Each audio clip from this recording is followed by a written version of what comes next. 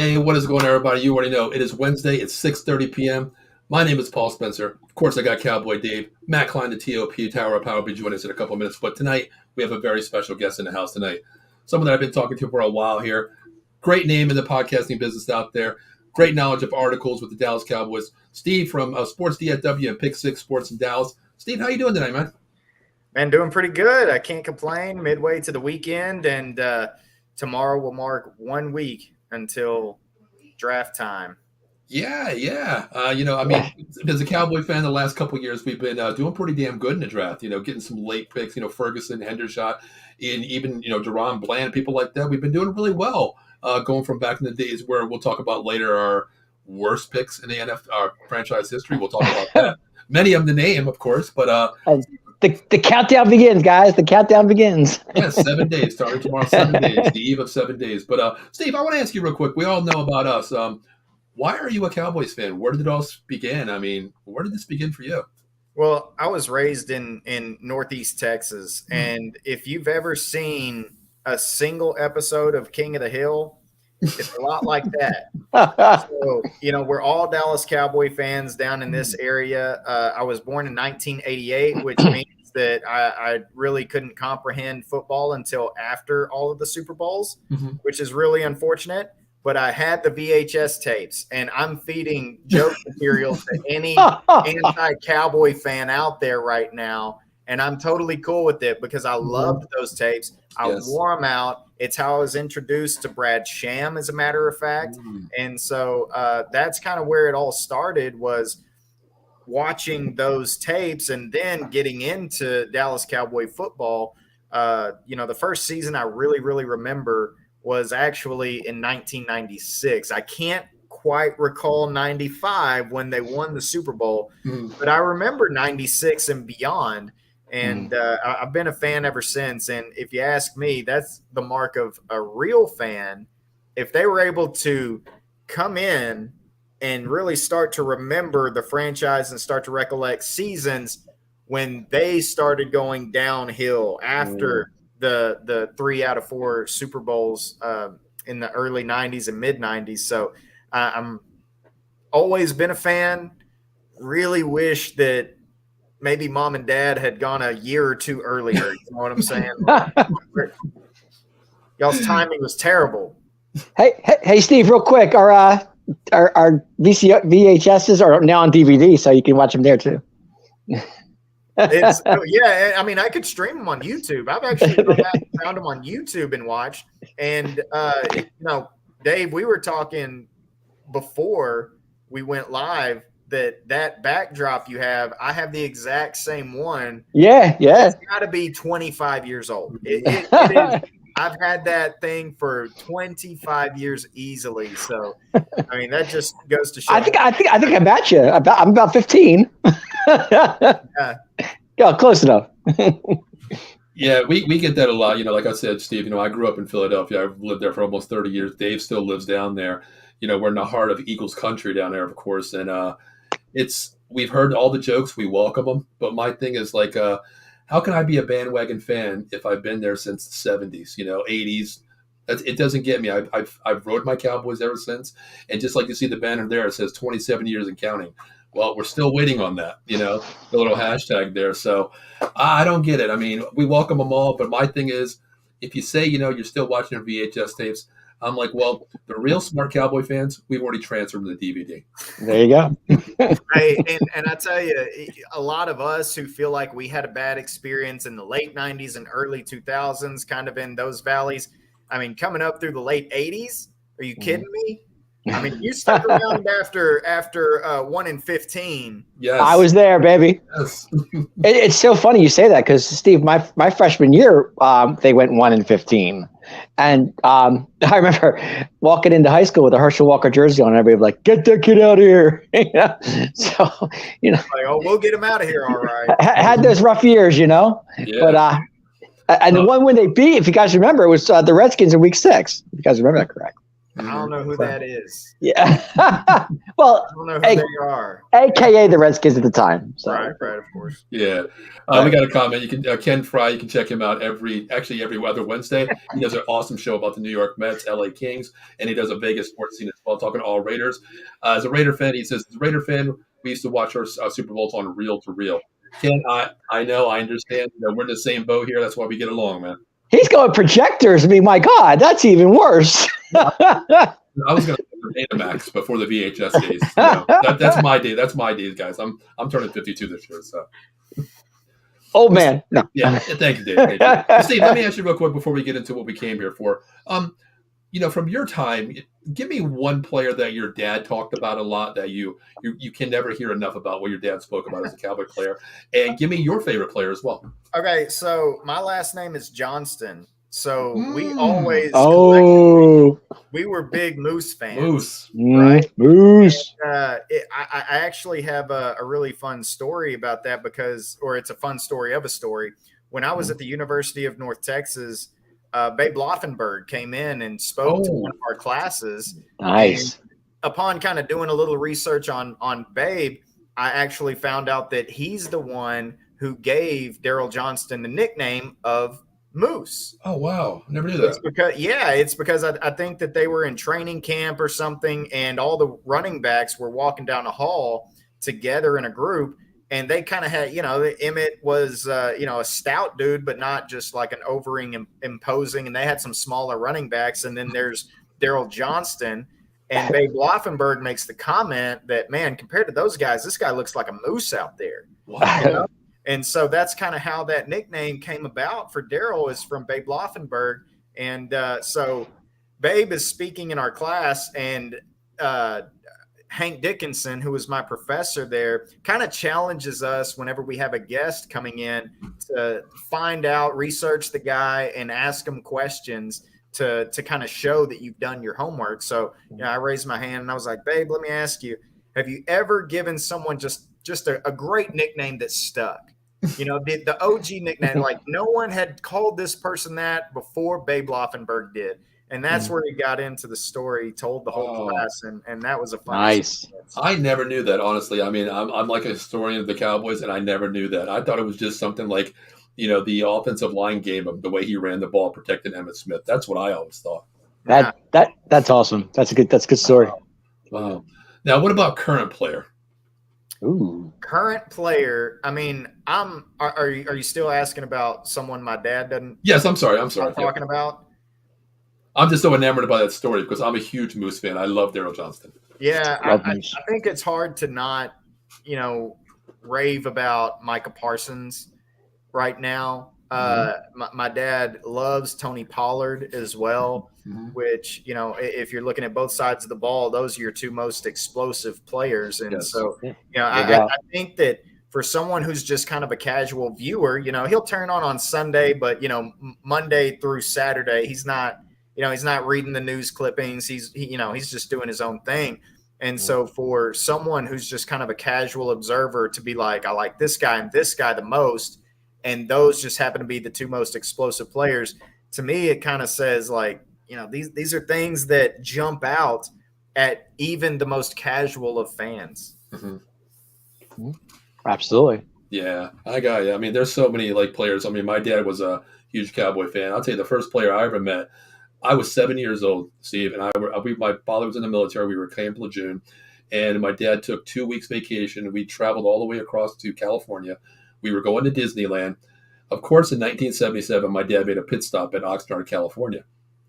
And I didn't know why we were going, and I met Roger Staubach. I didn't know who this guy was. I really didn't. I could care less. I have an old, those Polaroid pictures somewhere that I don't know where the hell it's at. And I remember him saying something. My dad started laughing. He's like, young man, this is this legend, Roger Staubach. I'm like, I don't care when we're going to go see Mickey Mouse. I don't care. But ever since then, I mean, I became a Cowboys fan. Never separated my fandom. But I don't know, man. It's just so many legends in the game now from back then to now. I'm a lot older than you guys, but it's so many legends that we can talk about. But I'm so enamored by that story about Babe Loffenberg and the Moose nickname. I'm really I never knew that, honestly. Wow. Yeah, absolutely. And I've always been grateful to know it, and that he was able to and willing to share that story. And he told it so wonderfully. You know, I mean, I don't know if you guys have listened to Babe just a whole lot, but man, he's got a charm about him, almost like a childlike charm to him. That's like he could mess up, and it's just kind of like, oh golly, you know, like that type of guy. And I've always liked Babe a whole lot. Exactly. Well, let's talk about this. I mean, we're being Cowboys fans for many decades now. Yes, Steve, I'm a quarterback guy myself. So Danny White was my guy when I was a kid. I was a big Danny White fan. Man, Danny White, and I love Romo too. Romo was, I'm a big Tony fan. So. I was a big Romo fan too. Mm-hmm. Yeah. So go ahead, Paul. Sorry. Oh, it's okay. I mean, that's what we do as Cowboy fans. We reminisce about the past, Dave. That's what we do, right? But let's talk about, just like Steve said, tomorrow night is 1 week away from the draft here. We're sitting at 26. Let's just put it up here. Where do we go? Let's talk about the first round here. Steve, I'll start with you. We've talked about this on Twitter many a times. I've commented on you. We replied back and forth. Where do we go in the first round? What do we do here? I mean, what do we do? In the first round, man, it's very wide open, isn't it? And I think that they shaped it that way. And usually when we get into an offseason with the Dallas Cowboys, you see the small additions. You see kind of the cheapy free agent pickups, and they fill in those gaps. And then they go, okay, now we can draft freely. And it's always been like, man, that guy doesn't allow you to draft freely. What are you talking about? You're like, who is this? Nolan Carroll? What? Like, give me a break. Yeah. So, but this year, of course, they made the trades, and Brandon Cooks, who has never been a number 2 wide receiver, gets a chance to come be a number 2 wide receiver. And Stephon Gilmore, same situation, always been the number 1 corner, gets a chance to come here and be a number 2 corner. And so with those, you bring LVE back, you re-sign Dante Fowler, you got Donovan Wilson back on board. Huge. Jonathan Hankins. Thank God for Donovan Wilson. Thank goodness for Donovan Wilson. Yeah, Hankins, and then they add Chuma Odega. Odigizua? Yeah. No, the guard, Chuma. Yes. Chuma. Yes. Yeah. Yes. So they feel like they could go into pick 26 and just, hey, is this the baddest dude on the board? Cool, let's take him. And eventually, whether it's 2023 or even 2024, he's going to be a big-time impact player for us. Of course, as fans, we want the immediate impact when you're talking about a first-round player. Mm-hmm. The only spot that I'm really like, I'm not sure if that move really helps us that much is the offensive line. I don't know if Chuma really moves the needle for me. And I know they want Tyler Smith to be the left tackle of the future. So it kind of leaves this question mark of, all right, Terrence Steele recovering from the ACL injury. What are you doing with him? I don't buy the talks about moving him to guard by any means. I think they say that just to kind of, keep people like, oh, they'll draft anything. They'll do anything because they have answers, if they don't get an offensive lineman. But I think that is your biggest team need right now as it stands, is you got to find a left guard. Okay. Now, let me ask you real quick. This is Tower of Power, Matt Klein. Matt Klein, this is Steve. Hey, how you doing? Good. Hello, Matthew. It's a vicious beard you got there. He hasn't shaved it since the last time the Cowboys won a Super Bowl, so it's good. It's pretty damn long. Literally. Very vicious. He can't shave until February. That's because I was losing my hair, so I had to grow it somewhere. There you go. Now, Steve, let me ask you a question. Since you talked about the offensive line here, now I'm hearing rumors. Tyler Smith is a franchise left tackle. What do you feel about Tyron Smith moving to right tackle next to Zach Martin? What do you feel about that? So I thought the team operated much better in what they wanted to do when Terrence Steele was healthy over there. Yes. I mean, they obviously ran the ball with authority with Steele, and then Martin and Tyler Biadasz, of course, having a better year. I thought pass protection was better with Tyron after he got acclimated, but the run game still was hurting. And not only that, but you just simply cannot count on Tyron Smith. I love the guy to death, and I hope that he can have a Trent Williams type resurrection where you're getting hurt year after year after year all the time, and then he goes to San Francisco, and it's like this guy just won't go down. You know, so I really that would be great and everything, but I don't see that with Tyron. I think you have to have a plan for him missing. So I don't feel like he can be the plan for Terrence Steele missing. You know, if you're going to do that, then it's a very temporary holdover until Steele can take back over. And in which case, if you miss out on an offensive lineman or he needs time to get acclimated, then you're still looking at Tyron being your left tackle. And that contract is very play incentive, not necessarily like production incentive, but play snap count incentive based. So it'll be interesting to see what they do there. They've held this close to their chest. This is not the Dallas Cowboys of 4, 5, 6 years ago where they go and they just tell the world from the mountaintops all their plans. And there's a lot of secrecy to this organization now whenever it comes to player acquisition and what they're going to do on the offensive line. They've shown they're not scared or afraid to shuffle things around one way or the other. Very true. Very true. I mean, I think last year it was like a revolving puzzle. One player, this left tackle here. I mean, we talked about it in our group chat. Who's starting a left tackle today? I don't know. Who knows? We don't know yet until they run out on the field and Tyron Smith's there. Oh, it's Tyler Smith. It's Jason Peters. We don't know. Well, let me just say that kid Tyler Smith did a really good job last year. I mean, he stepped up enormously for a rookie. I'm just saying. Oh, he absolutely did. I just think it was like scary last year, not knowing your starters and where they were going to start, how they were going to perform. Because some of these guys, their starting position in college, high school, weren't the same the next game. So you didn't know, and it's something we've discussed was footwork is way different in each position. Whole different it's a different ballpark. So it's a little scary, like coming into each game, like where everybody's going to start, how are they going to adjust, if they adjust, which I think last year they did a pretty damn good job of adjusting to it. Well, yeah, speaking of adjusting, I think Tyler Smith made the biggest adjustment, where he stepped in, leading the NCAA in penalties, false starts, holdings, and to what he did last year. But I think an unsung guy on the Steve, you mentioned, Terrence Steele. From the year he had prior to last year and what he had last year was insane. I mean, he held his own out there, but it did slack up with the running game as well. Now, do you think it's when Tyron Smith is out there? We talked about this last year, Steve.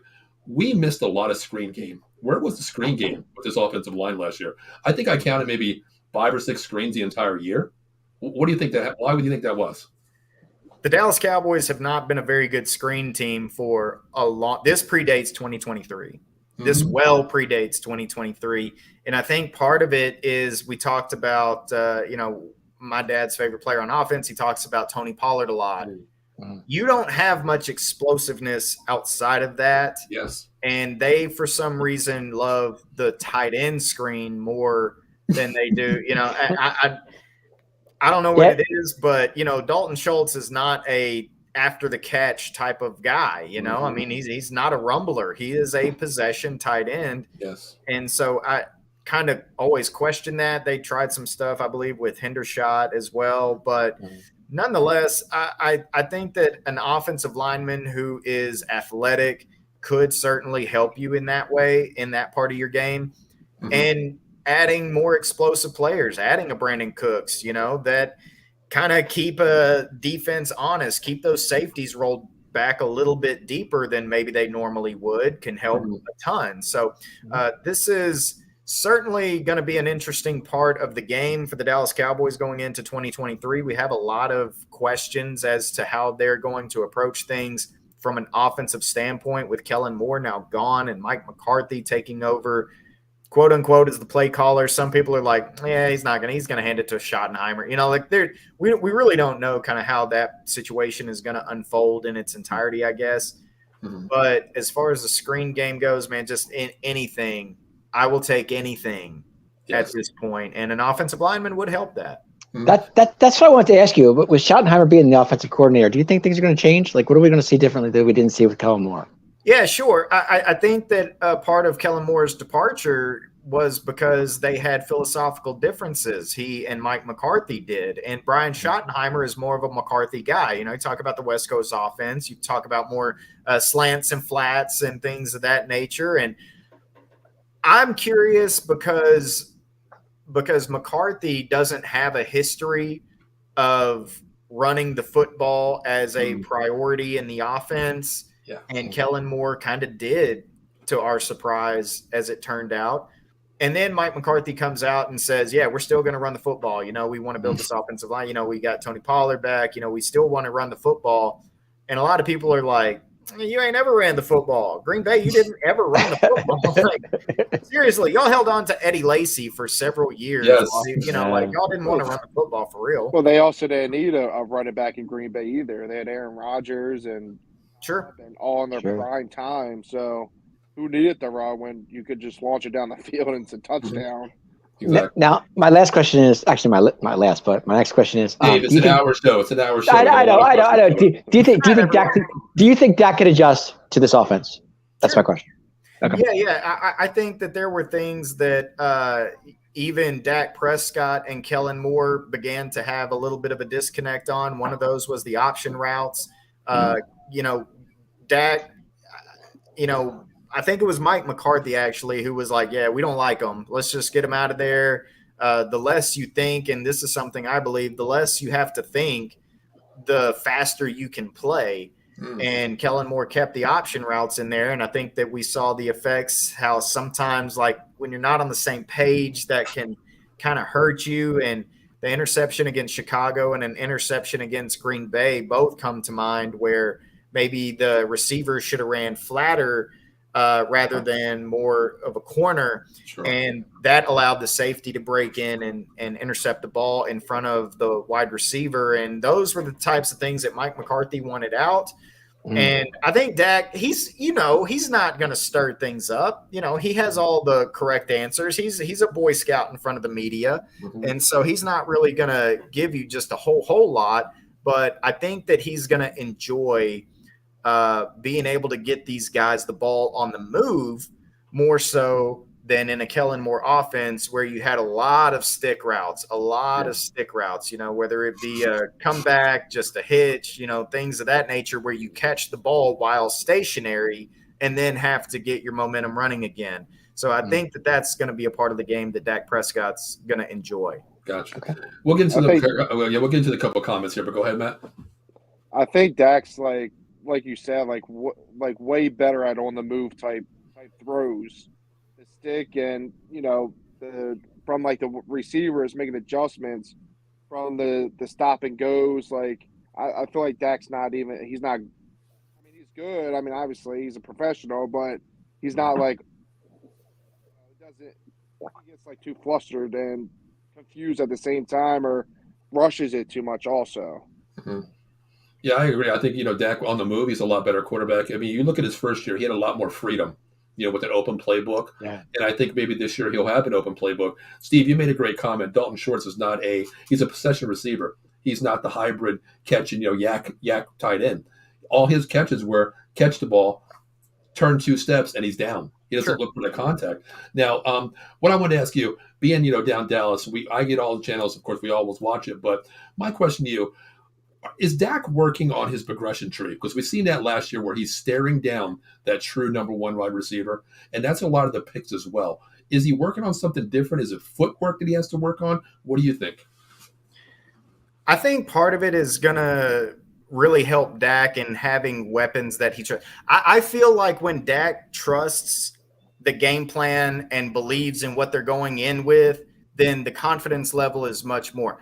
When you aren't sure about what you're doing going into the game, I feel like sometimes you can see that in Dak even before the game starts. You can kind of see it in his face, like, I don't know. The eyes are a little bit wider, you know, you kind of got that blank stare in your face. And, you know, I think that Dak relies so much internally on his belief in what they're doing. And maybe if he doesn't believe in it, or even personnel, remember week 1, Justin Houston was a starter And Yes. that guy, and he's hardly a practice squad player. So, if you're Dak Prescott and that's what you're working with out there, and Noah Brown's your number 2, and I'd probably stare down my receiver as well. I'm probably looking CD Lamb's way and going, man, I'm not coming off this guy until he's open.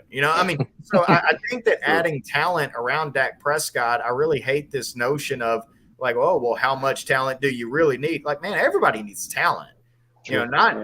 Look, there are probably 2 quarterbacks who you could be like, man, they'll just elevate they'll just elevate these guys. Pat Mahomes and Aaron Rodgers. After that, Joe Burrow. Well, he's got Jamar Chase, T. Higgins. I mean, he's got a loaded offense. Hey, Montana had Rice, so there you go. Yeah, I mean, everybody needs someone, and so I think that a lot of that has to do with Dak's belief in a shuffled and jumbled offensive line that we just finished talking about, and the amount of playmakers that are around him. And I don't think Dak is the kind of quarterback like a Pat Mahomes or, like a Aaron Rodgers that we just mentioned, who can elevate a guy like Justin Houston. Look at what he did for Noah Brown. Look at what he did for Cedric Wilson. Those are guys that he did elevate. But, if you're counting on those types of receivers week in and week out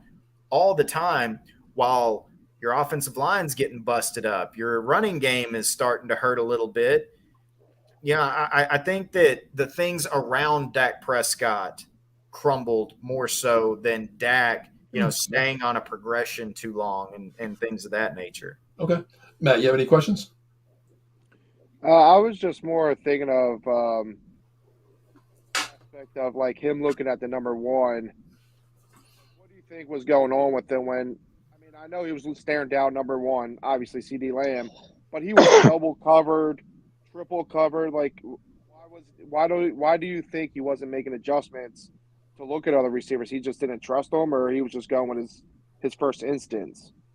Yeah, I think trust is a big factor. That kind of goes back to what we were just saying. I think trust is a big factor, and that's why you saw him go to Noah Brown. Noah Brown's been on the team a while. So even if he's not necessarily a world beater as a wide receiver, he's at least a guy that you're familiar with. You've worked with for a few seasons. You've thrown the ball to this guy. You haven't thrown the ball to Justin Houston, and you have. I don't even remember who else was in consideration at the back of that. Jalen Tolbert couldn't even get on the field. Right. So.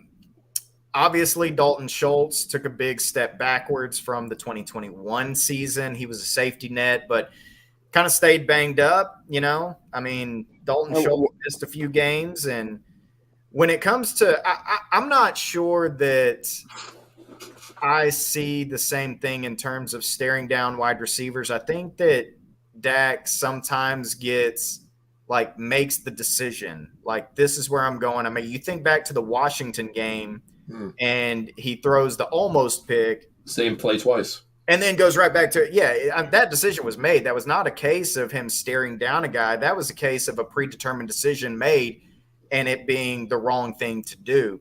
Yeah. But to me, that's Kellen Moore, though. That's Kellen Moore to me. That's not Dak. Say that again? That's Kellen Moore more to me more than Dak. That's the way I look at it. It could be. Those are the types of things that we'll never truly know. You know what I'm saying? Like, whenever you get into, what read versus this is a one read play. There are times when you throw a screen, you don't have another read. You're throwing the screen. Yeah. Or else you're throwing it into the dirt. Like, that's it. Right. So some things could be true with those quick outs and stuff like that. So you're right. But also it's Dak's responsibility to see how that route is covered, and you can just throw it into the fifth row of the bleachers. Exactly. Get rid of the ball. Yeah, take a sack. Don't take the sack. Just get rid of the ball. Keep the possession yards. Before we get into the round one, how about we go around the room? Let's give Steve one more question. Dave, I'll let you go first before we jump into the draft here. Do you think they can keep the same they kind of Cowboys led the league in points scored? Do you think that could stay consistent next year? That's my question.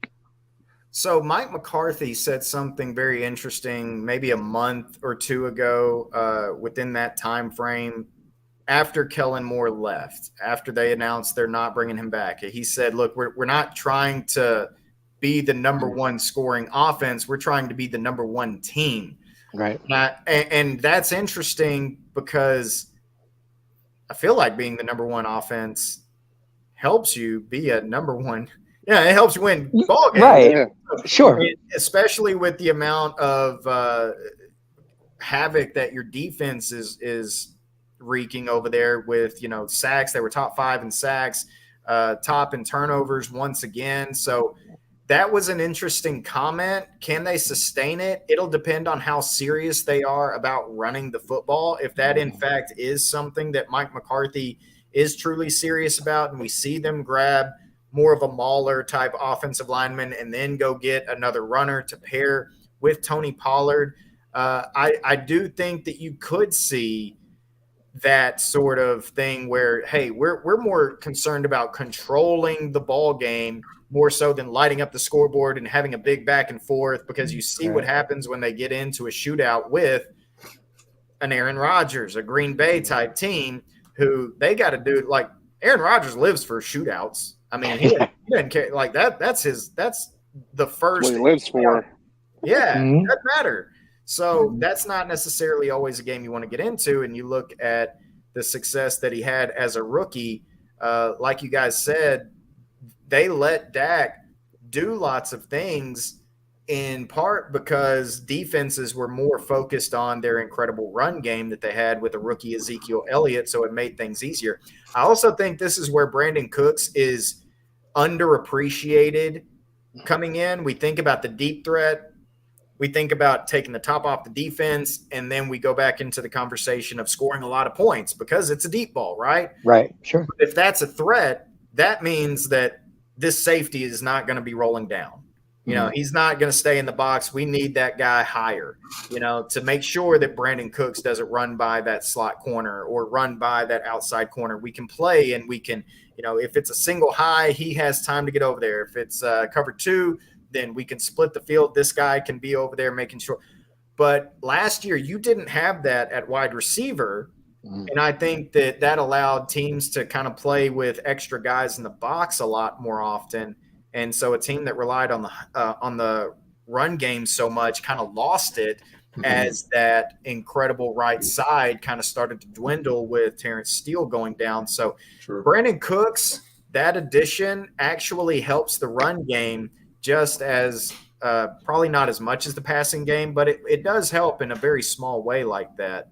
Yeah, I agree with that. I like the fact that Dak has options. Like now he does. I think about it: Gallup, Cooks, and CeeDee Lamb. I think that's that you can't go. Comes of Tolbert and Turpin, and then if you add a guy, Jake Ferguson's in his second year. There's going to be a lot of support around Dak Prescott. You just have to have a healthy offensive line, healthy, stable offensive line. Yeah, and I like the comment you said about, if you're playing a cover 2 or a deep zone, or like even an umbrella with a double one safety or a double high safety, if you take Brandon Cooks, you take that safety, he's going to have to roll with the safety. That's going to leave Lamb one-on-one if the safety's not going to come down to the box. So it's going to be a lot of different looks for Dak this year. It's going to be a lot of different movement. Matt, I'll let you go with your question. Go ahead. Well, it's not player-based, but what is your I think I know this opinion on Mike McCarthy?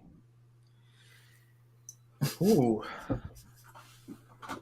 That's interesting. I saw this coming. I don't love him. I mean, I think that he's a good motivator. I think he's a player's coach, kind of a rah-rah type of guy, and that has a place in the game. Sometimes I don't love deflecting responsibility. I don't love throwing guys under the bus, and I feel like he's done that a time or two. I didn't love how he came into the organization where he told Jerry Jones and them, and Jerry and Steven ate it up. They loved whenever Mike McCarthy told them that, I went back and I watched every snap from 2019, I think it was. I watched every snap, every game, and I did relentless study. And then whenever they had the press conference to announce Mike McCarthy as the coach, he was like, "No, I didn't really do that, actually." And they're both there, like on either side of them, and it's just kind of like this little bit of an awkward moment. And I'm like, man, look, hey, I get it. Sometimes I'll say whatever it takes to get a job. You know, I mean, we've all been there. Yeah. I mean, yeah.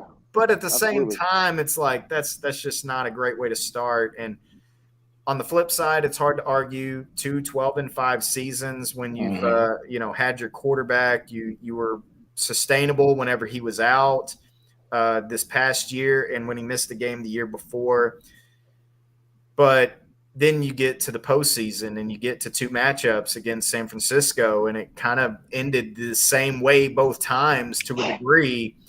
And that's where I'm like, if I'm going to love a coach, I need him to help me get past that divisional round in order for me to not be skeptical anymore. Agree with that. Yeah, he's not one of my favorites. I gave him the benefit of the doubt because he came in COVID. There was no OTAs, no training camp. Or there was training a little bit, right? 2 weeks or something like that. Something like that. And then there was no preseason. I made it, okay, whatever. We'll give him the benefit of the doubt. See what he's dealing with, but there was no excuse after that. I mean, the poor time management, timeouts that cost us games when he didn't need a timeout. If he knew what he was doing, if he had to set up, well, my language, but if he had to set up balls and spoke up for what was right for the team, I would feel different about him, but I'm not about it. Jerry Jones is. He thinks everybody's his friend, and sometimes it's not about the business. It's just about keeping his friends around, right? And which I think screws us in the long run. Mm-hmm. I mean, that's how you ended up. That's how you ended up with the defensive coordinator, Mike Nolan. Yeah. Oh, God.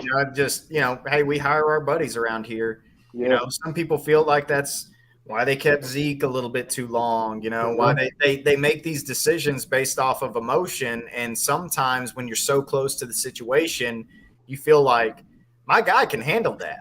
Oh, my guy can go out there and he can do that. He's that guy, and in reality, we have a skewed view of the people that are right in front of us versus the people we're about to go up against or the options that we have to bring in. And that is a big weakness of this front office, and it led to hires like Mike Nolan. It led to Jason Garrett being allowed to be here for a decade despite very little shown for it. And hopefully we're getting away from that a little bit. That's the idea. That's the idea. This has been a very different offseason than we've experienced in a very long time with them bringing in guys from the outside. With that said, they're guys that they've always kind of kept on their radar, though. Mm-hmm. Cooks was on the radar last year with the contract. The only thing difference was the contract, I believe, was so demanding last year. That's why they didn't even look his way. But I mean, it was salary happy for us when he got Cooks this year. It made sense this year. Exactly. So I'm with you, man. I mean, I'm skeptical of Mike McCarthy, and until we get to an NFC Championship game, at the minimum, I'm going to remain skeptical, probably. Yeah, 100%. I agree. I couldn't agree more. I was the first one. I remember, Matt put me in my place. We got into an argument on live about Mike McCarthy, and last year I actually gave kudos to Matt and saying, "You were right. I agree with you now about Mike McCarthy." But I'll hold my question on until a little bit later. But let's get in. I want to ask this question before we actually talk about what we're going to do the first round. Let's go around the room. Is there any chance that we possibly can move up from 26? A lot of rumors who we want. They're going to be gone off the board at that point. Steve, you said next best player available. Do we go there at 26, or is it a possibility to maybe get another second round pick next year or a second or third this year to get a little bit more equity in the draft? What do you guys think? So moving up is very interesting because I think everybody's kind of against it. Mm-hmm. no one wants to give up resources to go get a guy when you feel like the caliber of player at pick 26 is relatively the same, from like 22 to the end of the first round. But don't count it out, because we know from even the very recent past that the Dallas Cowboys will work the phones. They haven't executed a trade up, but we know that they've attempted it in recent years. They tried to go get a corner in 2021. They tried to go get a corner. The teams they called, weren't interested. Dallas didn't want to overpay, which, we criticize Steven for being a tightwad at times. But in this case, cat boy. But go ahead. Well, cat boy, but in this case, I think we're all kind of glad that he hasn't overpaid in the draft, because that would mean you'd perhaps have J.C. Horn instead of Micah Parsons. True. Now you could have Patrick Surtain. That would be fantastic. Who had a great year last year. I was high on Patrick Surtain when he came out of Alabama. I love the kid. Mm-hmm. But you would have had to give up extra capital to get that. Sure. Mm-hmm. So you stayed put. You actually went back and picked up a pick and drafted Micah Parsons, found out that he could play on the edge. Who knew? And then, luckily the call to trade up didn't work out. Even going prior to that, they tried to trade up to go get Paxton Lynch at one point. I was just thinking the same thing. So again, you can't discount the idea of possibly them getting on the phone and trying to trade up, but they're not going to overspend to move up for a player, and that's a good thing. That's a positive. Okay. Think of it. We could have had Johnny Football, for crying out loud. Seriously, I mean, they didn't have to go anywhere for that one. They were sitting there, and I find this funny because a lot of people think that they had to hold Jerry back and rip the card out of his hand and say, no, we're not doing that. That's not how it went.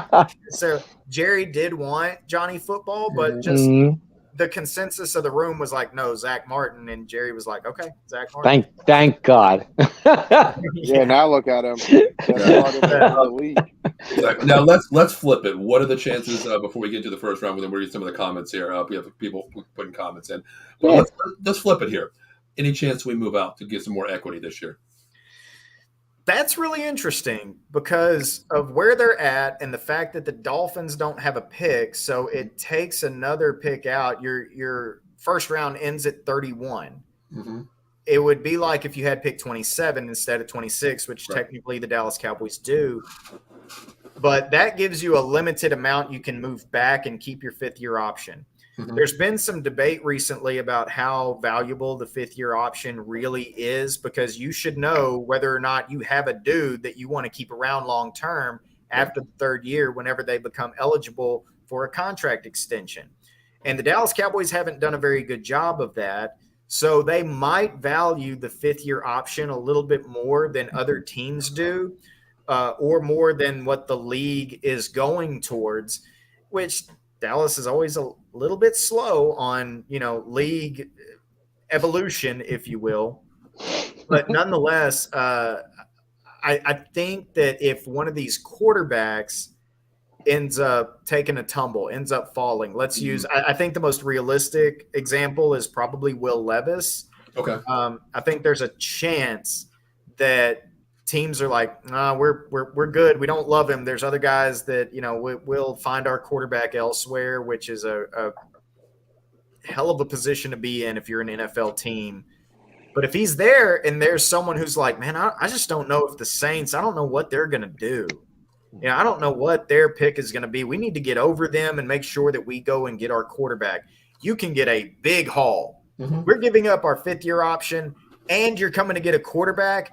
You are going to have to give us the booty. I mean, you are going to have to sell the ship in order to come up and get – and you do that, I mean, you really try to get as much as you can out of that if teams are going to come up for a 5-year player and for a quarterback. Mm-hmm. So in that case, I think that Dallas could trade back, but I think they value that fifth-year option so much more than what a lot of people and a lot of teams do that, to me – they will sit there and make a pick at 26. Okay. I think so too. Yeah, I agree with you. I like what you said about if a top projector player drops and that guy still has a name out there evolved with the draft, that is a prime example for Dallas to say, okay, well, just like you said, give up the 50-year option. You got to give up the farm here for this player. We might move to second round, 17th pick. That's okay, but we're still getting equity, as a quarterback, because I think this year there are a couple of quarterbacks that are dropping. Just like Richardson, I think he's too high on many people's boards right now. So I think he's overprojected. There's going to be a quarterback that drops, but let's get into this first round here. Let's go around the room here. Matt, I'll start with you. You're the GM here. You just took control of the Dallas Cowboys. Where are you going first round? I know Matt and Dave, Steve, they're not big college, fans. Of course, they don't know the names of them, but we'll just put a position player out there. Where are you going to go first round, Matt? Right now, if we get a solid running back. Okay. A big running back, not a solid. Okay. TP's a solid running back, but somebody in the backfield that can help him out. I mean, there's two names that I can think of, but Dave, I'll let you go. Where are you going to go? Before I answer this question, is Cox going to be there next year? Is my question. The linebacker? Yes, Jabril Cox. What's his story? I don't think it really. I mean, when it comes to the draft and your first couple of days, I don't think he factors whether he's there or not. He doesn't move the needle. He doesn't stop you from drafting someone if you really love a guy. Mm-hmm. I keep saying linebacker, but I could be wrong. That's just me. Okay. Yeah. Steve, I'll go. As we talked before, I think I commented on one of your posts. I love Gibbs. If he's there at 26, I want him right away. I love how he plays at Alabama. I think Robinson's gone. I think Robinson's top 15 gone. So if Gibbs falls to me, I have to take him because I'm scared what Pollard can do this year coming off that injury. I mean, his cuts and his bursts are all on that ankle.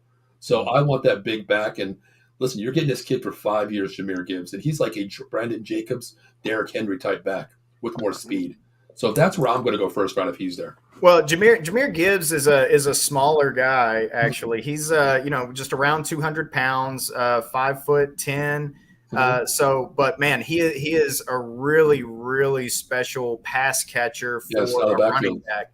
I mean, if you go look at the season that Bryce Young had this year with Alabama, he's targeting Jahmyr Gibbs a lot, and he's running a little bit more than just your standard running back route tree where you go into the flats or a little diamond route coming to the, sitting behind the linebackers trying to find that open window. And he's doing more than that. Maybe not as much as Bijan is in terms of route running. Bijan runs a full wide receiver route tree. Yes. I mean, I've seen him run slot fades and just quick catch and turn and get upfield type of stuff that you don't see running backs do.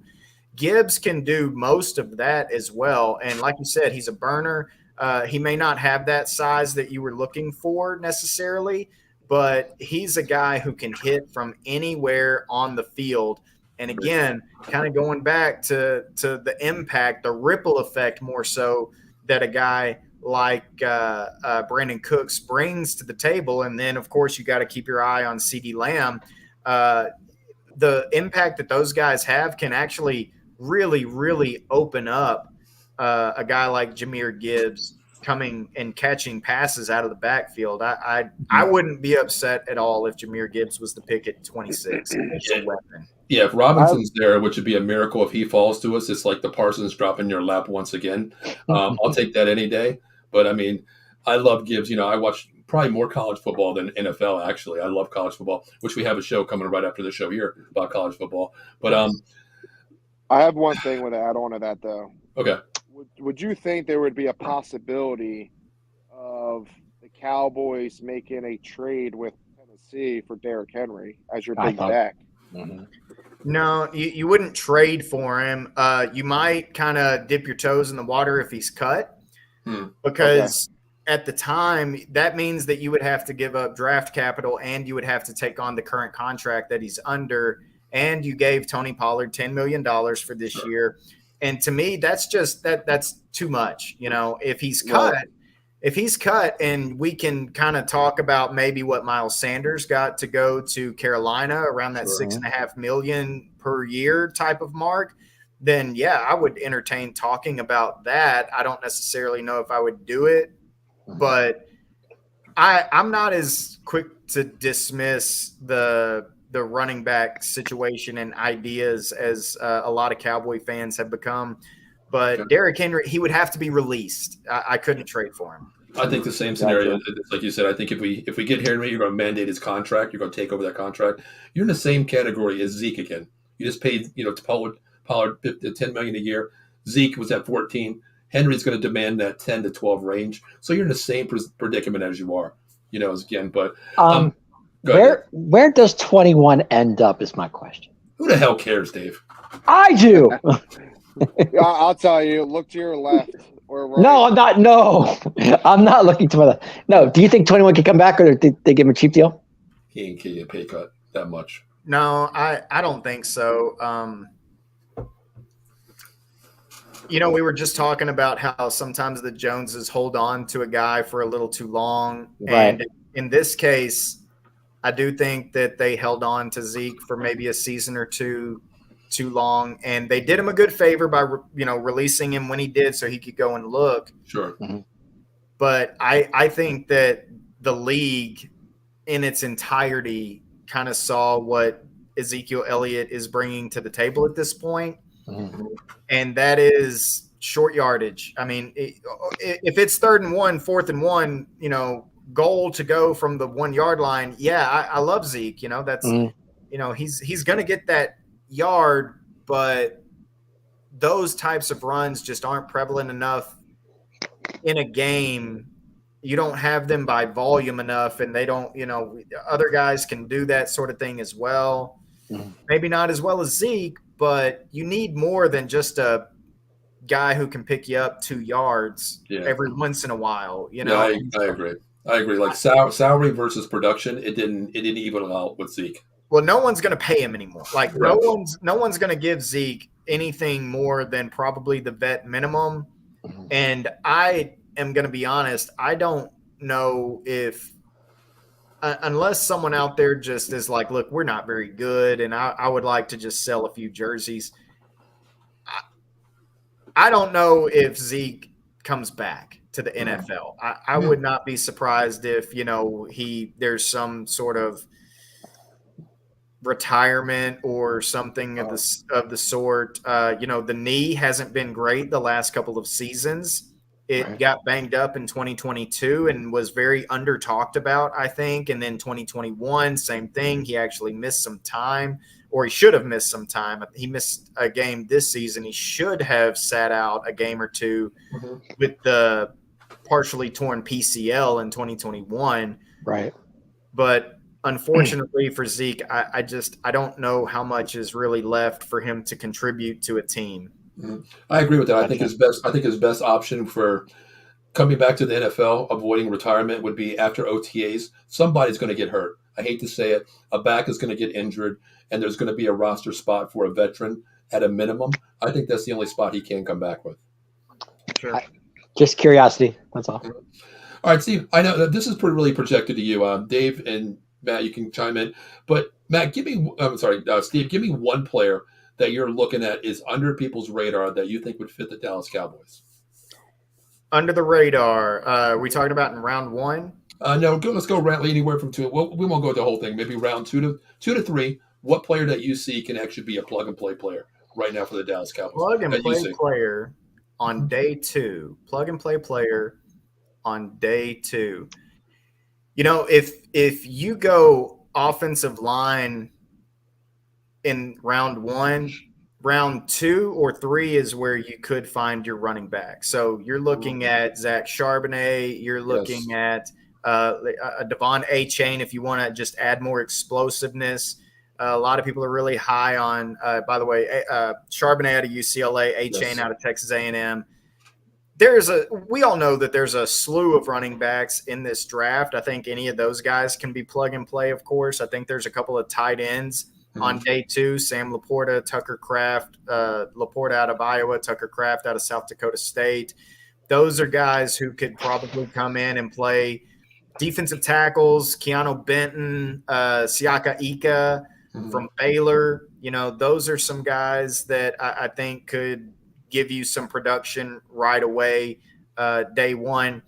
What's really interesting is outside of that, if you draft a wide receiver, it's like, I believe they'll get on the field. Let's say like a Cedric Tillman out of Tennessee. I believe they'll find the field, but Gallup is a question mark. What if he does bounce back? Sure. Then suddenly there's your X receiver, and you just drafted an X receiver. Right. Who plays? So I think that running back, and of course, if you go a different direction in round one, an offensive lineman in round two, maybe a Joe Tippmann from Wisconsin is a guy that could transfer over to guard from center. John Michael Smiths, those types of players. McClendon Curtis out of Chattanooga might be a guy in round three that you could possibly take a look at. It's more of like the position. It depends on what position, because there's guys that are going to be worth the pick, but maybe there's a little more opportunity to play in certain places like offensive line, defensive tackle, running back than there are in other positions. Like if they took a corner somewhere, as long as their top three are healthy, that's going to be tough to get on the field if you draft a corner on day two. Mm-hmm. Wow, you went really deep. Tennessee, Chattanooga there, Steve. That's pretty damn deep. Well, yeah, I want to mention three names. I know, like I said, Dave and Matt are really not big college people. I want to mention three names. Being that you're in Texas, Overshawn, the linebacker. Is he a plug-and-play guy? I mean, I watch a lot of Longhorn football. This guy, to me, is a real deal on defense at linebacker. Yeah, I mean, a guy who, has played nearly every position on defense. I mean, he's been a safety. He's played corner, not as a corner, but has lined up out there, and then actually started out as a safety at Texas and moved to linebacker. It was a little bit rough in 2021 when he made that initial move, but in 2022, he really blossomed, grew into his frame a little bit more, and they actually used him on the edge. I mean, you think about a player who, you're playing corner and safety, and then a couple of years later, they're like, okay, now go attack that left tackle. Not a lot of safeties are about that action necessarily. So, he's a versatile player. He's got really good length to him, the type of guy that Dan Quinn would really, really like. Yes. So I do think that he would be a guy who would get immediate action. Starting – okay, I don't know. Leighton Vander Esch, Damone Clark is out there. You have the safety hybrids in Wilson and Jaron Kearse. And, what is Israel Mukwamu's role going into this next season? But I think that Dan Quinn would absolutely love a player like Overshawn and would definitely find a way to get him on the field. Yeah, I think he's just like you said, I think he's a Dan Quinn prototype player of what he does on the field. He's not he's a multidimensional player who can play anyone. I remember reading about him. There was a quote that he hits like Roy Williams at Texas, going back to those days when Oklahoma and Texas played.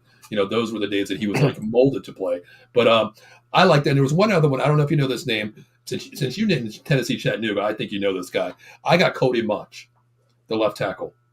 Yeah, Cody Mauch out of North Dakota State. Thank you. Yes. He knew it. Yeah, for sure. Cody Mauch is also one of those guys who he played some tackle at the place he's at, but he's probably going to be a guard in the NFL. So certainly a day two type of prospect that the Dallas Cowboys would be looking at. Rough, rugged guy. I mean, you can tell just from the mugshot, missing he looks like a goalie. He looks like someone who's played some hockey in his life. He's got the two front teeth missing, big old smile.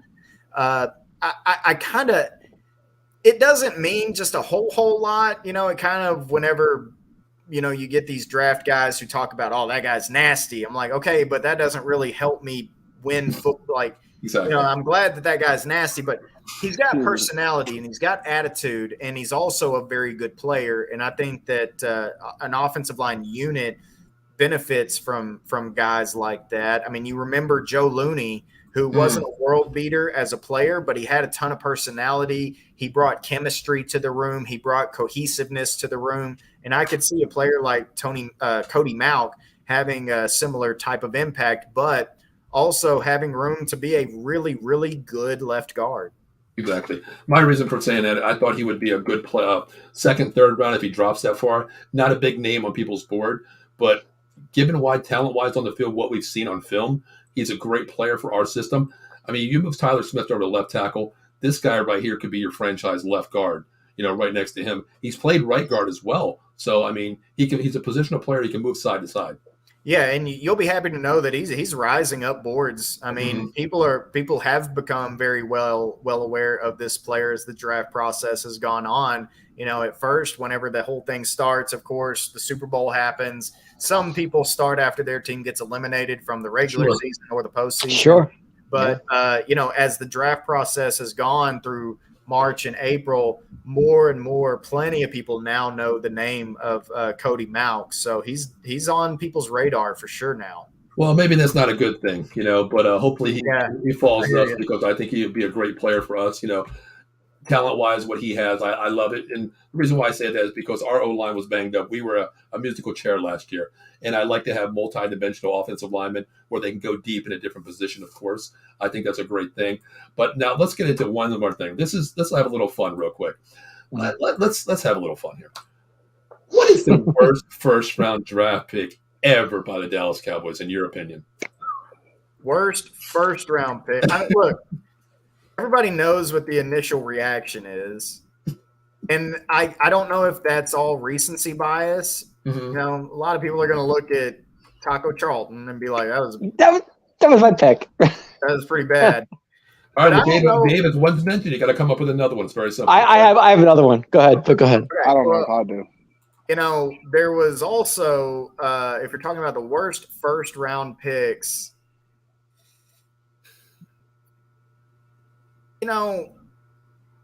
whenever they took, whenever they skipped on Randy Moss, that you're not a bad player. Greg Ellis isn't a bad player. That's a bad pick. Yes. So you have that. And the only other one that really comes to my mind is Bobby Carpenter. Oh, my God. Bobby Carpenter. I mentioned now, Steve, you might know this. I did mention that was one of mine a long time ago. We did a show. I mentioned Bobby Carpenter. Now, maybe you can elaborate a little bit more. Was this true that he only took Bobby Carpenter because Parcells owed a favor to his father? Did you hear anything about this? No idea. Okay. There's a rumor about I hope not. That is a terrible approach at building a roster. Yes. I hope not. I heard something that his father and Bill Parcells were friends. They coached together, and coming out during the draft, they took Bobby Carpenter. And to me, it was just at 18. It's insane. Why would you? That's do that? beneath Parcells. Why would he do that?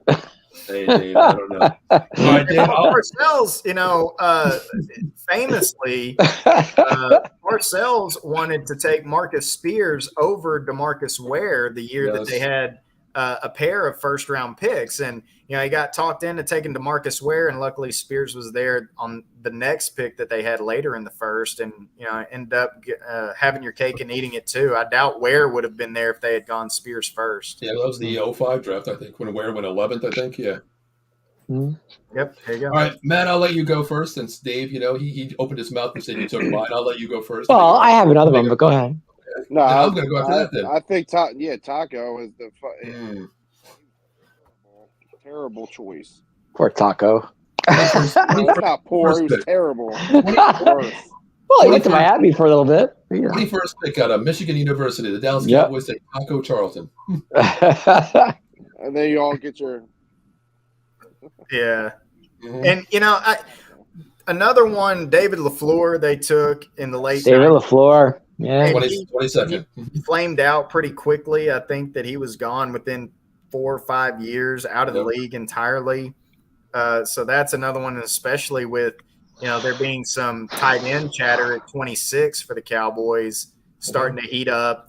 People who don't like that direction are bringing up, remember David LaFleur? And I'm like, well, I don't know if that necessarily tracks. I think Michael Mayer deserves to have his tape studied on its own without, well, if you're picked in the first round, you're going to be David LaFleur. Like, I don't think that's how it works. Yeah, I think comparing Michael Mayer to anybody else is kind of absurd because I'm a big Notre Dame fan and I love Baby Gronk. He's a good player. All right, Dave, go ahead. Who do you have? Morris Claiborne. Okay. Not a bad pick.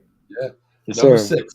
We moved up. Remember, we moved up to get this guy, too. He gave up a second-round pick, a little extra capital to go get him. And at the time, Cowboys Nation, we celebrated. Best defensive player in the draft. LSU. Yep. You got a number 1 corner and everything. I mean, he was that dude, and just never worked out. Injuries piled up on him. He was never. Yeah, he got hurt a lot. He was always injured. Around. He got hurt a lot, and you gave up the extra capital, and so it kind of crippled you. And you were in the middle of a bunch of 8-8 seasons, in a row, and he never helped you get any better. Mm-hmm. Now this one, I'll go. Just all you guys took all mine, so you know what? I'll just go to a different direction. Being a Notre Dame fan, it kind of hurts me to say, but mine is actually Felix Jones. It's Jones. Yes. Mm-hmm. Wow. The hype that he had, he was a good college player, but when he was drafted at 22, he wasn't the worst that we had, though. No, Dave, you took all mine. I said we're going to take the same one. Oh, I'm sorry. Go ahead. Sorry. Morris Claiborne, Taco, yes. Bobby Carpenter, as you guys know, I said that before. But I got to go Felix Jones. I mean, with what he did, his image coming out of college didn't suffice what I've seen in the NFL. That's just me. Yeah, you guys took all the good ones. He was a part of that. Incredible Arkansas backfield with McFadden and Peyton Hillis. At one point, they were just a deadly trio. Yep. All right, let's flip it real quick before we get out of here. Best first round ever. So many of them, actually. There's a lot of them. I mean, new days. I like Zeke when he was a number one. Number four pick, yeah, overall. Okay. Well, yeah. Okay. All right. Matt's going Zeke. Where are you going to go, Dave? I'll go Troy. In his prime. Troy. Dave, what year was that? 89, I believe. Yes, it was. Thank you. You're welcome. Mr. UCLA. Sir. Steve, what about you? And number 1, first round is really hard because when you go back and you look at kind of those seasons where the NFL draft was 12 rounds. You said Troy Aikman. They went full 12 rounds back in that day, and you have so many guys that were a part of that championship team that filled out that roster who were extremely important. And then I really wanted to go with Larry Allen, but he wasn't a first round pick. I loved watching him. Big Larry. Yeah. He represented all of us big guys. Big Larry. You can't underestimate speed. Mm-hmm. That's what makes it tough. So, you're probably going to have to go with like Emmitt Smith. They drafted the triplets in the first round consecutively, Irvin, Aikman, and then Emmitt. Mm-hmm. And Emmitt, 2-time, Super Bowl MVP. Mm-hmm. It's probably going to have to be what I go with is Emmitt Smith. Yeah, I like those. The triplets. The triplets you have to go. I mean, 88, you got Irvin at 11. Then you got, right after that, you got Aikman at number 1 in 89.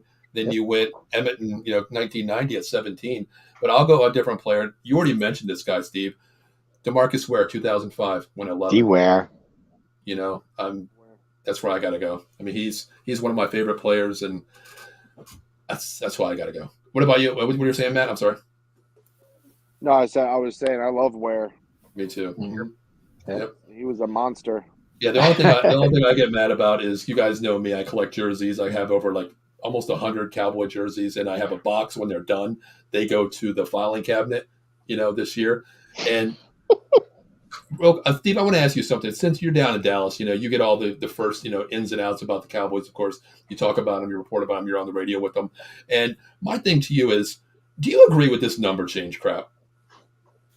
Yeah, I mean, it doesn't bother me at all. I mean, they got to pay for it. I mean, I think that's why Micah Parsons kind of backed out of the whole number 0 thing when they said 0 is an eligible number now to have on a jersey. Micah Parsons and J-Ron Curse were tweeting back and forth kind of. I heard it was a poker game. And Parsons lost. Man, I look. That's what I heard. Maybe so. I don't know. That sounds like a Michael Jordan urban legend type. That's exactly what I heard. It was a poker game and Parsons lost it. Yeah. The thing is, though, the NFL's deal is you have to buy back the jerseys available, and that's so much money. I mean, that's an unreal amount of money, and so I'm sure that he saw that, and which really funny. If you pay attention to Micah Parsons' Twitter account, he tweets like he is just a kid, a dude who, man, I got a $15 an hour job and I'm complaining about gas prices. Like that's how he tweets. He really does.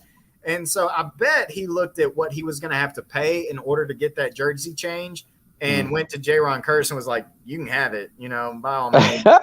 Yeah, I tell you, Steve, you're 100% right with that. Like when I follow Micah Parsons, I was like, is this really his account? Because he says anything and everything. He don't give a damn about what he says, honestly.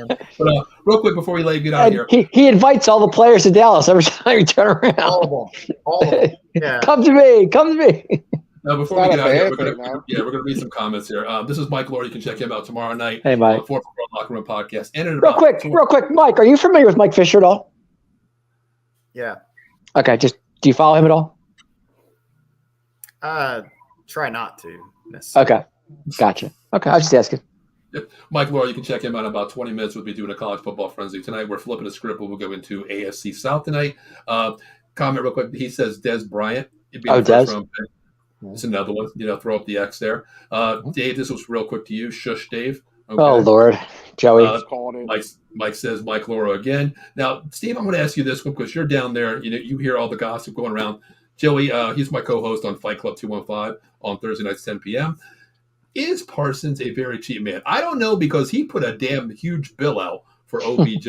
So I want to hear your take on this real quick.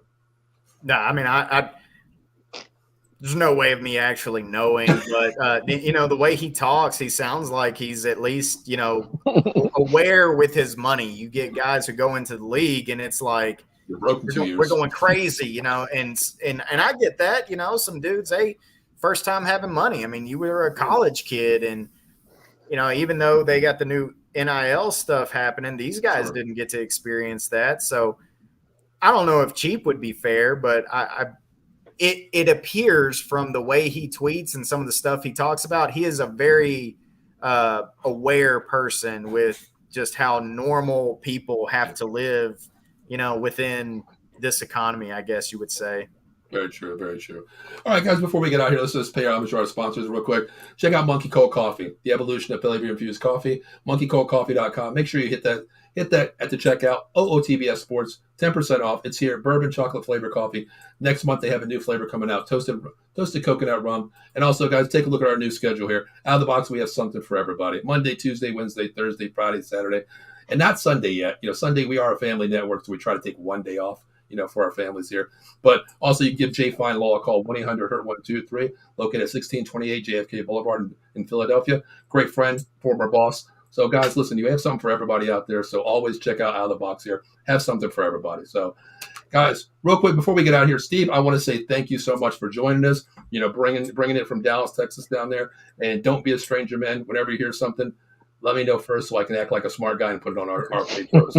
I appreciate you guys having me on. Yeah. Thanks, Steve. Appreciate it. Before we get out of here real quick, we always do something, and we do this every episode here. Steve, since you're the guest here, the special guest, what are your final thoughts? Give me 1 minute on final thoughts. Anything we want to do, vent, cheer, whatever you want to do about the Dallas Cowboys. 1 minute, time's yours. Well, my mind is pretty stuck in the NFL draft, and I'm really curious to see which direction they go in the first round. This is really the first time that we haven't had any kind of idea as to where they'll be going. Even last year, we knew that it was going to be offensive line. We were really focused on Kenyon Green, Zion Johnson, guys of that nature. It ended up being Tyler Smith, who the Dallas Cowboys claim was their top guy. They claim he was a top 15 player on their board, and so they took him. I would not be surprised in the least if we see a similar reaction from the Dallas Cowboys. Also, this is the final thing I'll leave you guys with. The winds have started blowing today. I mean, just today, that the media draft community And the NFL actual teams are at a very large disconnect on who some of the top players are. Now, we know like top 5, like we know the quarterbacks, Jalen Carter, Will Anderson, cool. But when you get into that maybe 8 to 10 to 15 range, you're going to start seeing some chaos. You're going to start seeing guys fall who we anticipated being drafted high, and some guys who maybe, oh, I have a second round or third round grade on that guy flying up the board. The running back, Bijan Robinson, a lot of people feel first round running back's not worth it, should go really, really high. And that's kind of the thing that caught my eye today, was that the draft media community and the actual teams maybe aren't seeing eye to eye on some of these first round players that we fully have come to expect be selected in the top 20. Okay. Wow. Matt, go ahead, Interesting. Sir. Yeah, I mean, the draft is right around, it's next week. I mean, it's just, we're just thinking about what's going to happen, what Jerry Jones has up his sleeve, you know, because you never know what's going to happen in the Dallas Cowboys world. So it's always interesting watching the draft with this team and how, I mean, I feel like our draft's actually pretty good. You know, it's the offseason that sucks for us, but I'm very curious on how this is going to play out during the draft. I agree. All right, Dave, Cowboy Dave, go ahead. No, I'm excited for next season. I can't wait to see what our offense looks like, because I want to see what Schottenheimer has, you know, what kind of offense he's going to run with Kellen Moore gone. I want to see if Dak can adjust that offense. I want to see, like, I'm just interested in seeing whoever we get in the draft, we get in the draft. I mean, I know Dallas Cowboys always draft well. Normally we do. We do very well there. So I'm not too concerned about that too much. I'm just ready for next season. That's all I got. I'm going to piggyback on what Steve said. I think I'm focused on the draft here, 7 days, away, starting tomorrow. Sitting where we're at, I just want to make the right move. I want a positional player that's going to solidify what our needs are. If it's O-line, I want to go there. If it's a linebacker, if the best player available, maybe. I just don't want to give up the farm and take a player that is on our board, but you're going to pay too much for him. If he drops to us, take him. If not, let's just not give up the farm. So I'm focused on the draft here. But my main final thought is, Steve, once again, thank you for joining us. I really appreciate that tonight. Don't be a stranger. We talk a lot on Twitter. And anytime you want to hop on, like I said, if you find out any breaking news out there, let me know first, okay? All right, man. I appreciate you guys. Thanks, Steve. Yeah, thanks, Steve. Appreciate it, man. All right, so Steve, if you want to stay here real quick, we'll talk a couple seconds backstage. I'm just going to play the video here of the Cowboys, and we'll see you next Wednesday night, 6:30 p.m., and we'll talk about who the Cowboys took, who they didn't take, and our thoughts about that. So we'll see you next week, same time, same network, and we'll see you next week.